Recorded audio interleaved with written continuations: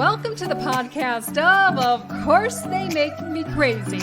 It's about crazy family stories. We all have one, right? More importantly, it's for those of you living with someone who suffers with a mental illness. You can start to feel lost in their world. Now, I get it. I grew up with a bipolar mom addicted to painkillers. Hoping the stories shared here will help you through difficult days. It's not all serious. We laugh and joke too. If you have little ones around, hop in your headphones. Adults only, please. Everyone, and welcome to the podcast. Of course, they make me crazy. Hey there, I'm the host, April Norris. So glad you're joining us. And this guy joining me today is Warren. Warren, hey, Warren. Hi, how are you? Good. So Warren started a podcast called The Flawed Dad's Guide to Parenting. What do you think about that? And he did it with his friend Graham. And they talk about their struggles of, raising their children. They talk about how no parent is perfect, of course. And so you moms out there, if you feel like you're going crazy, not knowing if you're doing things right, even though, many of you, well, he feels that way too, right? You just don't know sometimes too. And that's kind of what helped prompt your podcast. So, all right. So Warren, you have 3 little girls. I do. Beautiful, beautiful little girls. Yeah, 10, 8, and 6 years old.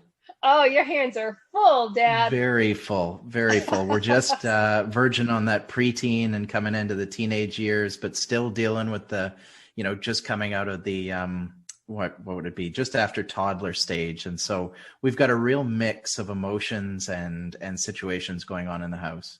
Do you at least have a male dog? I do have a male dog, yes.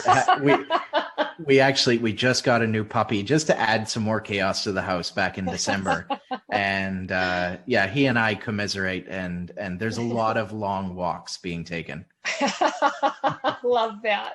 I love that. All right. So let's jump into, why you all started your pod. Tell me a little bit more about it and what led you and Graham to do this together. Sure. Thanks for asking.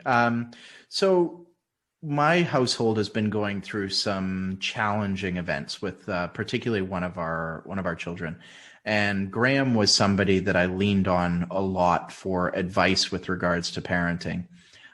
Graham's very well read on the topics and he spends a lot of time on reading parenting books, those sorts of things.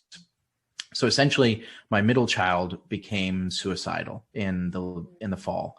It was a huge surprise to my wife and I, and we weren't quite sure how to deal with it. And so I went to somebody that I believed had a lot of answers and was well read, my friend Graham, and we started having conversations about how as a parent I could better prepare myself for some of the challenges that I was going to face and these sorts of things. And there were a lot of late night conversations over a beer or that sort of thing.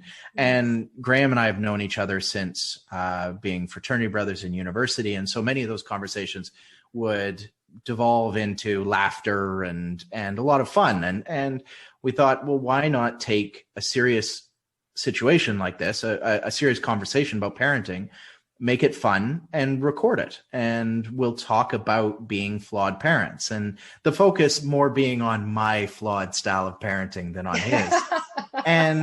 And when I started to share stories about what I was going through with my daughter, that sort of thing, a lot of people in my social network were really happy to hear that because they were going through a lot of household mental health issues as well through the situation around COVID-19.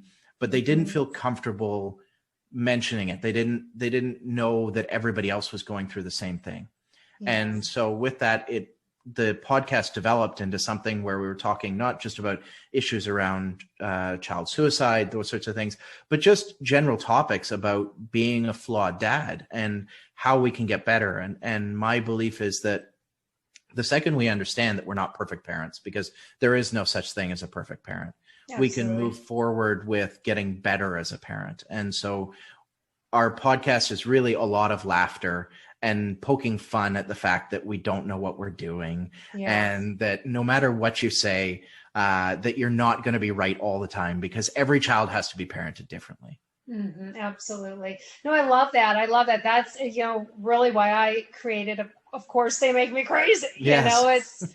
It's because living with a mom with bipolar, you had your ups, your downs, and she did some funny shit, when she Yes. was, taking meds and just, I grew up with a crazy family who it wasn't funny at the time, maybe, but it's funny now looking back.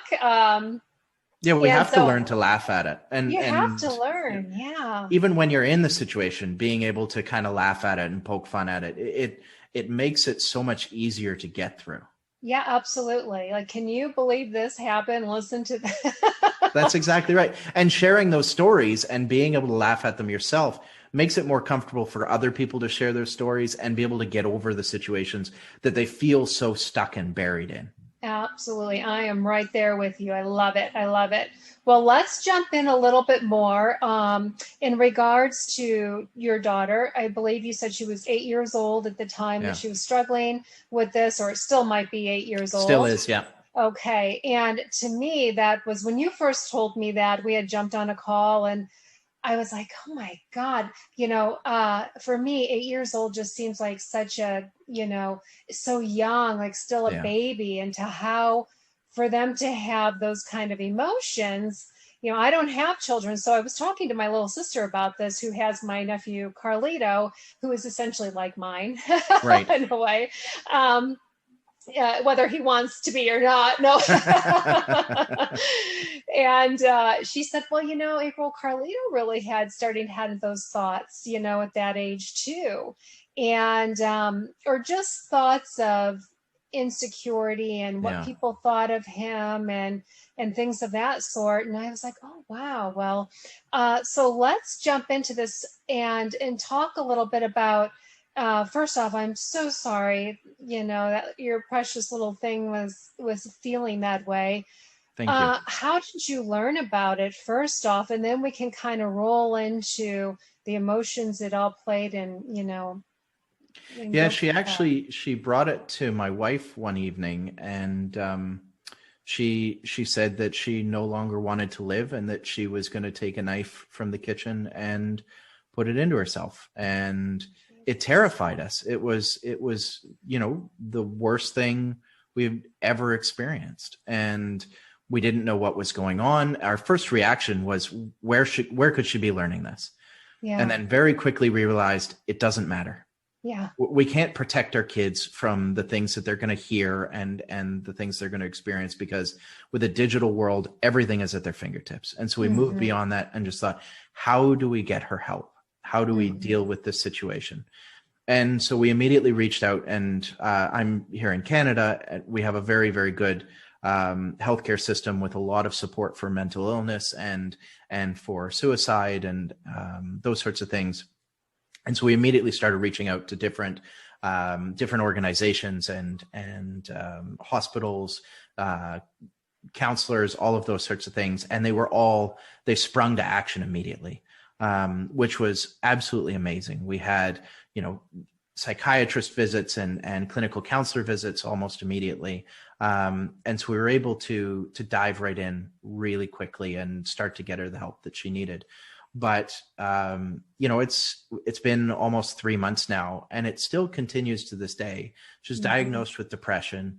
But a lot of the issue, we believe, is a lack of language skills to be able to really express how she's feeling with regards to shame and lack of self-confidence, self-doubt, those sorts of things. Mm-hmm. So we've been working on trying to expand her vocabulary to express herself in different ways. We discovered that a lot of this was coming from bullying at the school.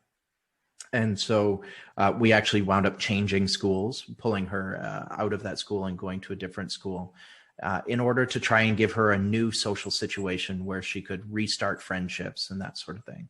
Absolutely would have done the same thing. Was she distraught when she came to your wife and said that? Was she having a breakdown, or did she just matter of factly come in and say, this is how I'm feeling?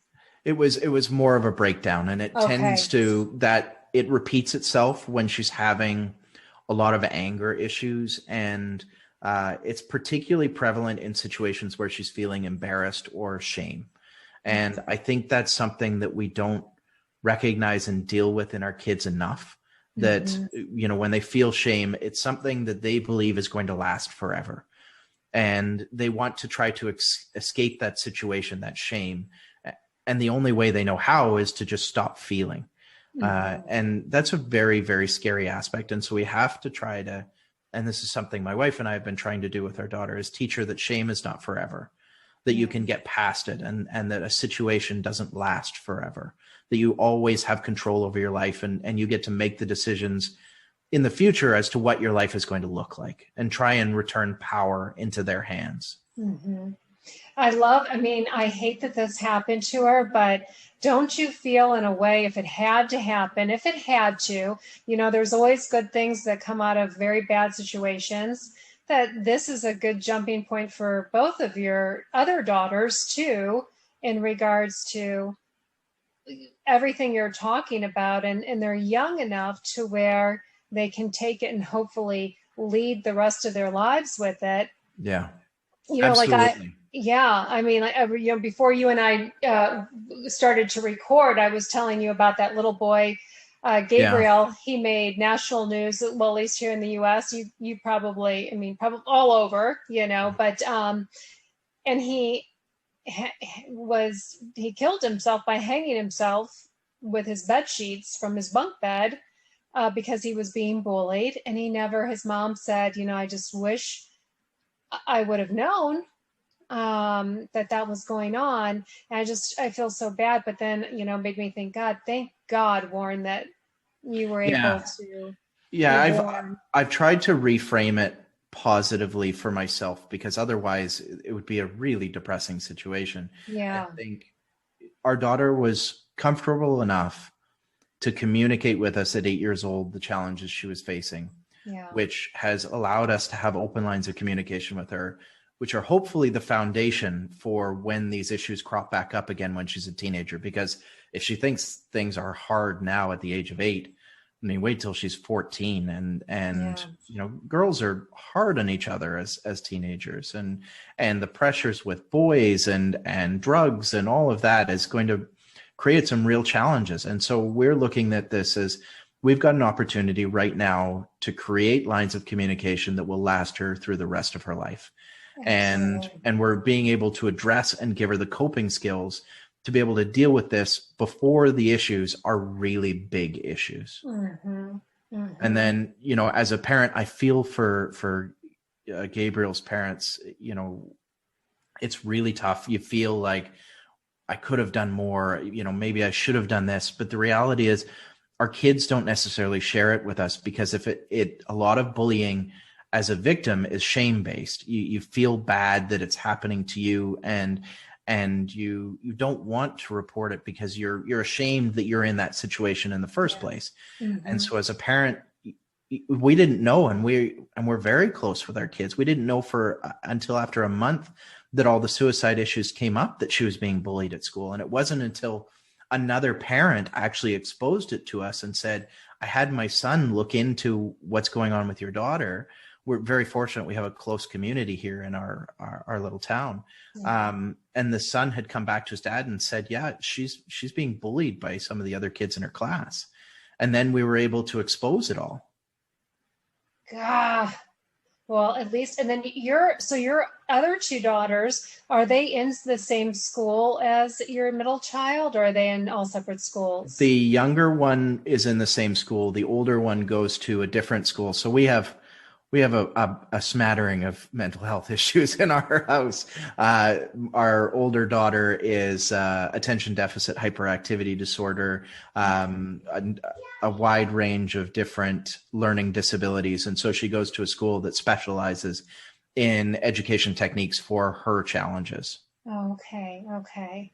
And so it wasn't like the big sister was hearing about anything and could come to her rescue. It's the younger one that probably didn't have a clue what was going on. And the mental health challenges this has presented for her in seeing her older sister not want to be here anymore, because that was the verbiage that my daughter continually used, is that she started to feel as though she wasn't enough to keep her older sister happy. And so it's just been it's been a kind of a, chain of events that has affected everybody in the household, and everybody's had a dose of mental health issues just because of this.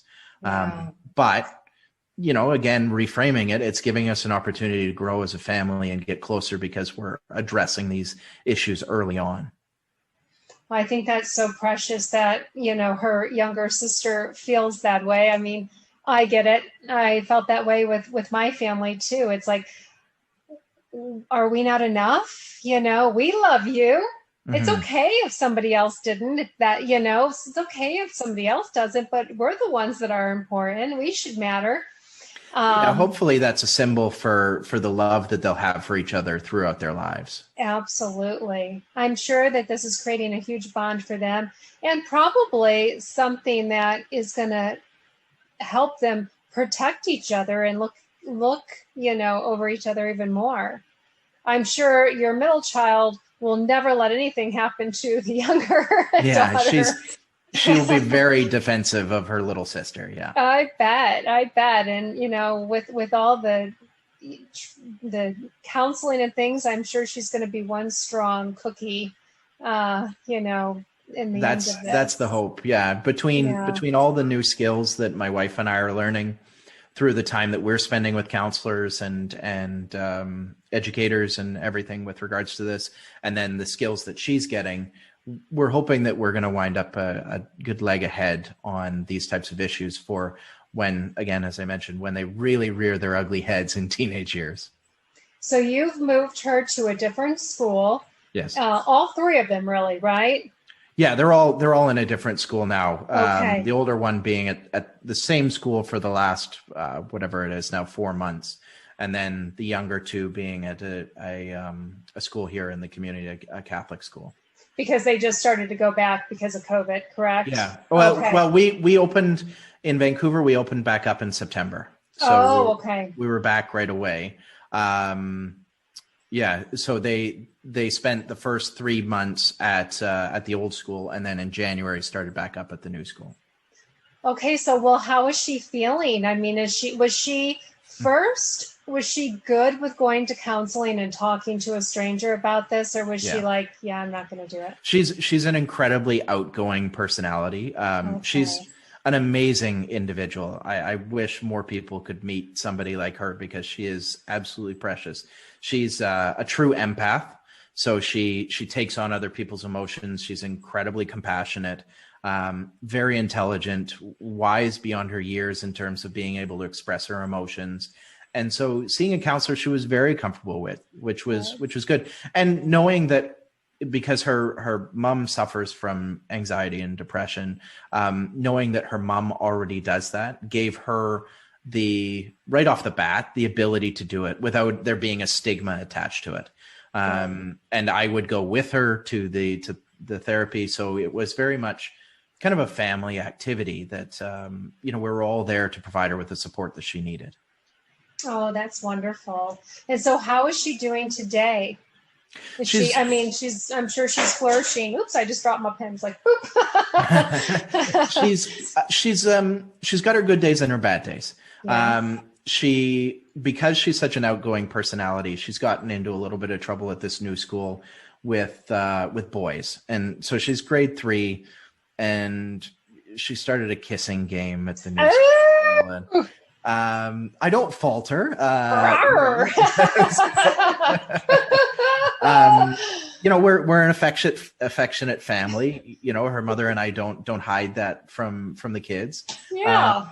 And so she's gotten herself into a little bit of trouble. She chose 2 boys, pulled them aside, and told which one that he was going to be her boyfriend, the other that he was not going to be the boyfriend. The parents of the one who was not chosen were not happy with the situation. Oh, and so God. There have been a few things that have happened at the new school, and with the school being a fairly conservative school, they're not quite happy with the language that she uses, talking about love and these sorts of things. Okay. So she some of those situations where she's been pulled aside by teachers and administrators at the school have then led her going into a bit of a shame spiral. And then that leads to the same issues when she gets home. And so originally, we tried to deal with this by saying, these sorts of things are totally natural. We understand that you like boys. It's totally understandable. Kissing isn't bad, but at the school, they don't like that. It's a rule at the school that you're not behaving in this manner. The problem with that was that she went back to school and did it again, because if mom and dad don't think it's such a bad thing, then why should I listen to the guidance of the school? So then we get another. You have your hands full, dude. Oh, very much so. And so we got another email from the teacher indicating what was, some other actions that took place. And so eventually we had to change our messaging to, okay, the school doesn't like it.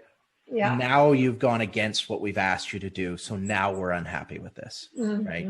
Not that you should feel shame for what you did, but that you need to recognize that when mom and I say this isn't an acceptable action, that you need to respect that. Yeah. And so she said, okay. She said, okay. And she's the type of kid, she comes back every day and goes, Dad, guess what? I didn't kiss any boys today. I didn't tell any boys that I love them today. And it's like, great. Good job. Double thumbs up, girl. Well done, Allie. My concern, though, is that this type of regulation of her emotions is going to stunt her from feeling comfortable when she's older in sharing those types of things. And so I try and make sure that I'm balancing it out and saying, look, you're a little young to be expressing these types of emotions at this moment, right? You understand what familial love is, but you don't really know what romantic love is. And so this is something that we will discuss and develop over time. Yeah. I don't know. Maybe I'm one of those new agey kind of dads that's comfortable talking about this kind of stuff with my daughter, but I'd much rather her have the conversation with me than hide it from me. Oh, absolutely. I mean, well, think about, what the other consequence could have been. Exactly. Just as we were discussing. And, I love, even though that she was, being bullied, what were they actually doing to her? What was the situation? There was a lot of exclusion. There was some name calling. And then the big thing was telling her that she shouldn't live anymore. And that's the one that really got to her. And so that really started this kind of the issues that presented themselves. So Warren, that's serious. Obviously that issue has come up a lot, with kids,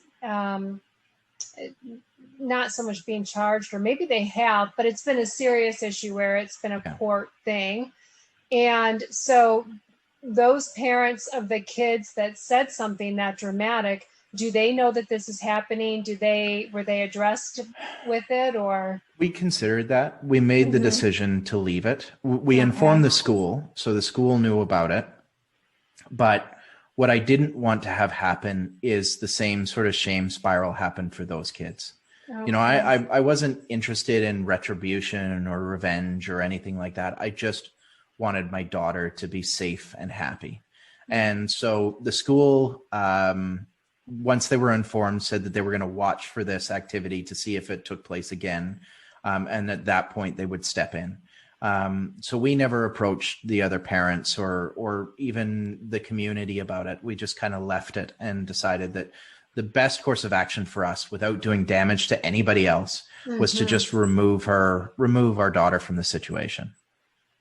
Yeah, I just wonder maybe if that school should, have some kind of, I don't know, maybe not now, but down the line, when everybody starts to really come back, well, you guys have been back, but yeah, talk about why you shouldn't say something like that, because your friend could die because of saying something that they mentioned to us that they were going to do a lot more anti-bullying education. Okay. And we're still very close with a lot of the parents for students at the school. Okay. And those parents were very upset by us feeling as though we had to leave the community school. And So they're putting a lot of pressure on the school to improve their techniques for dealing with these types of situations and for recognizing when these situations are happening, because the teachers and the administrators had no idea that this was going on.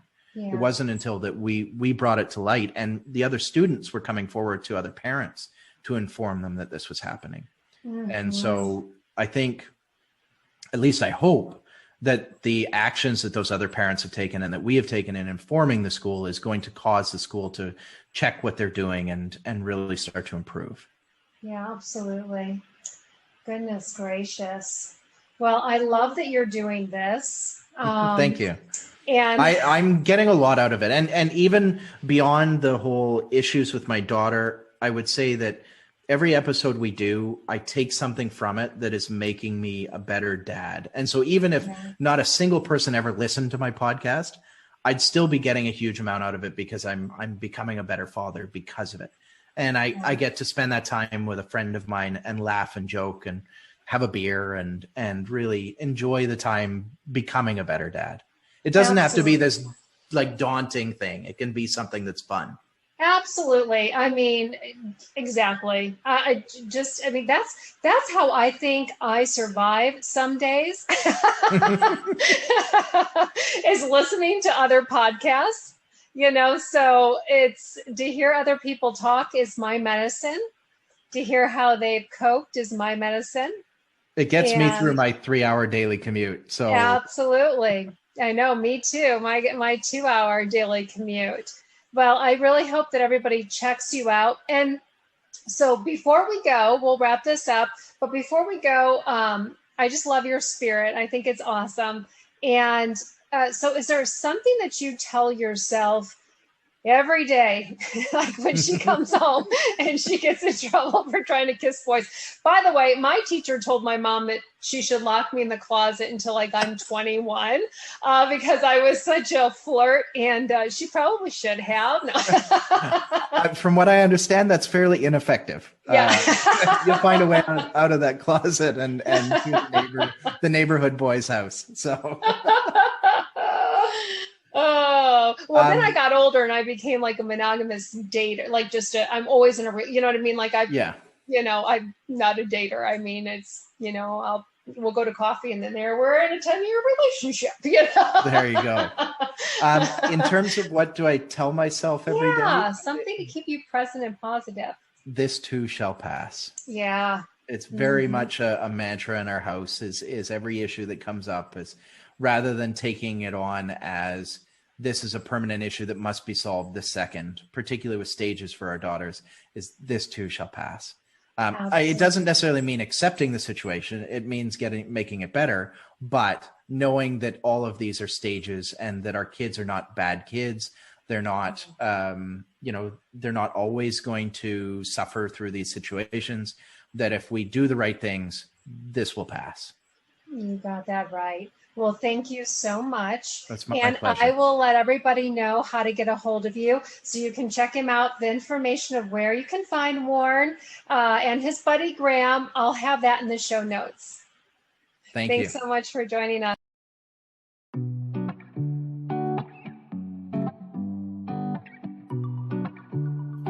Those of us living with people suffering from a mental illness have a lot to deal with too. They're not the only ones hurting. We hurt with them. Having a supportive community is so important to your health. Would love to hear your story too. Email, of course they make me crazy, @gmail.com.